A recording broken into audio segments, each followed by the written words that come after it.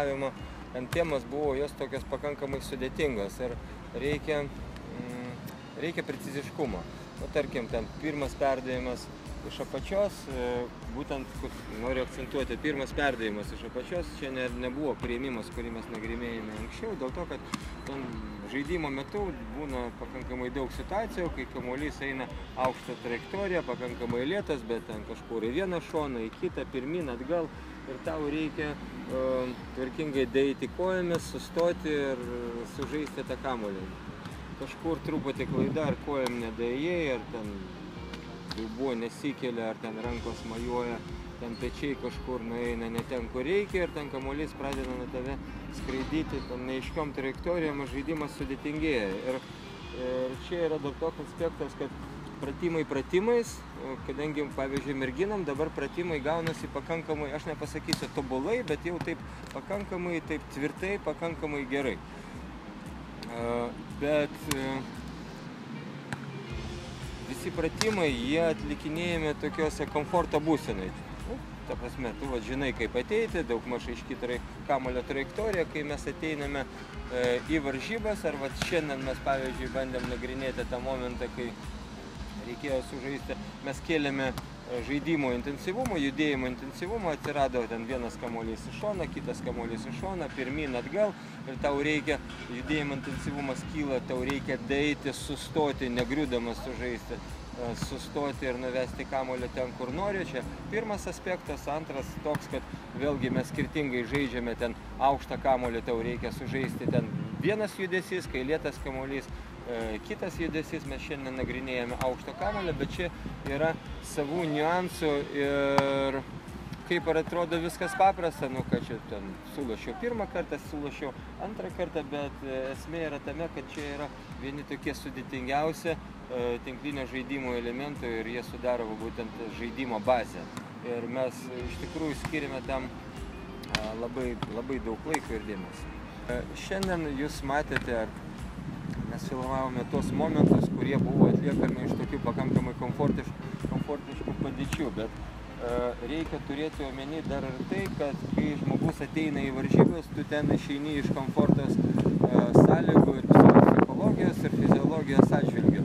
Ir tu turi mokėti kovoti, tiesiog žaisti ne tik lengvus, patogius kamuolius, ten susidari su situacijom, kurių ten galbūt netidirbėjai per treniruotės, ir pas tave turi būti tiesiog toks kovotojo įgūdis, kad kamuolys neturi nukristi, ten gali būti vienas blogesnis kontaktas, kitas galbūt bus dar baisesnis, bet idėja yra tame, kad kamuolys neturi pasilikti jūsų aikštelės pusėje, turi nuskristi, būti perkeltas į varžovio aikštelės pusę, ir mes tą taip pat nagrinėjame pakankamai aktyviai, ir treniruotės buvo intensyvios, ir pradėjome po truputį mokinti žaisti gynyboje, tiesiog kristi, traukti, kovoti dėl kamuolio.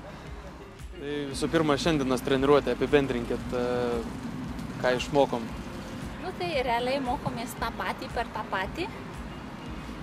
Ir iš esmės tai, man tai toks atrodo pats svarbiausias dalykas, tai yra valdymas tos savo emocijos, kad tu visą tą techniką galėtum pritaikyti, kuo įmanoma, tiksliau, tose nestandartinėse situacijose, kai tu žaidi.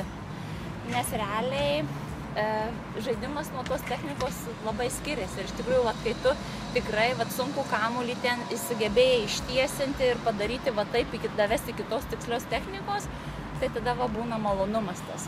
Man bent jau užlieja ta tokia malonumo jausmas. O šiaip tai, nežinau, mokomės ir tos dienos, sakau, važiuojate aukštyn, tai žemyn, vieną dieną viskas gaunasi, atrodo toksai jau geroj tokioj nuotaikoj išeini, kitą dieną vėl žemyn ir taip važiuoja, kaip ir gyvenimas. Vieną dieną lyja, kitą dieną saulė šviečia ir viskas. O kaip dienai? Man irgi iš tikrųjų, lygiai taip pat kaip Margarita, iš tikrųjų reikia dirbti. Ta technika, tarkim, man tas antro kamuolio prilietimas gal yra sunkiausias, nemėgstamiausias, bet vėlgi reikia daryti, kažkada tas mėgstamiausias gal.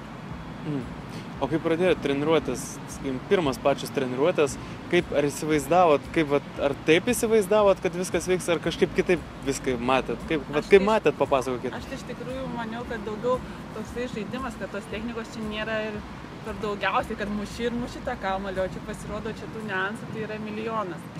Iš tikrųjų, va, ta technika. Jo, vat aš irgi maniau, kad kai nemokėjau žaisti, tai man atrodė, kad moku žaisti. Iš tikrųjų, žaisdavai toj mokykloje, atrodo, ir tuos servus, kas ten kiekvieną pataikytų, dabar, kai išmokau techniką, tai net to servo nemoku paduoti, atrodo. Tai va, tas, vat, man kažkas vat, didžiausias nukrypimas nuo to įsivaizdavimo. Aš kažkaip irgi maniau, kad reikia tą kamuolį tiesiog atmušti, pataikyti jį ir pataikyti varžovui teritoriją ir viskas. O pasirodo, kad čia labai daug niuansų, jeigu tu nori būti tikslus ir meistriškai tai daryti, tai realiai visur yra ką veikti.